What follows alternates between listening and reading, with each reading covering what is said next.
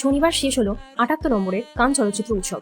এবছরের উৎসবের অন্যতম সেরা মুহূর্ত ইরানি পরিচালক জাফর পানাহির পাম ডি ওর সম্মানপ্রাপ্তি। নিজের দেশের সরকার দ্বারা এক প্রকার নির্বাসিত কারাদণ্ডপ্রাপ্ত এই পরিচালক বিশ্ব চলচ্চিত্রের অন্যতম সেরা স্বীকৃতি লাভ করলেন। তার ছবি ইট ওয়াজ জাস্ট অ্যান অ্যাক্সিডেন্ট এর জন্য পাম ডি ওর পেলেন পানাহি।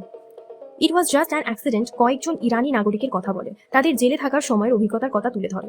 এই ছবিতে পানাহি নিজের কারাবাসের অভিজ্ঞতা তুলে ধরেছেন। জেলের ভিতরে নির্মম অত্যাচারের মুখোমুখি হওয়া দিনগুলির কথা ইরান সরকারের সরাসরি বিরোধিতা রয়েছে এই ছবিতে। উৎসবের অন্যতম সেরা পুরস্কার গ্রাঁ প্রি জিতেছেন সেন্টিমেন্টাল ভ্যালু ছবিটি। প্রতিযোগিতা বিভাগে ছবিটি প্রদর্শনের পরে 19 মিনিট ধরে স্ট্যান্ডিং ওভেশন পেয়েছিল। এবারের উৎসব শর্ট ফিল্ম বিভাগে বিশেষ উল্লেখ পেয়েছে আদনান আল রাজি পরিচালিত বাংলাদেশের আলী ছবিটি। 24 বছর বয়সী ফরাসি অভিনেত্রী নাদিয়া মেল্লিতি সেরা অভিনেত্রীর পুরস্কার জিতে নিয়েছেন। উৎসবের শেষ লগ্নে ঐশ্বর্য রায় বচ্চন, আলিয়া ভট্টরা তাক লাগিয়েছেন তাদের রেড কার্পেট ফ্যাশনে। উৎসবের শেষ দিনে আলিয়া এসেছিলেন গুচ্চির শাড়িতে, যা সেই ব্র্যান্ডের তৈরি প্রথম শাড়ি।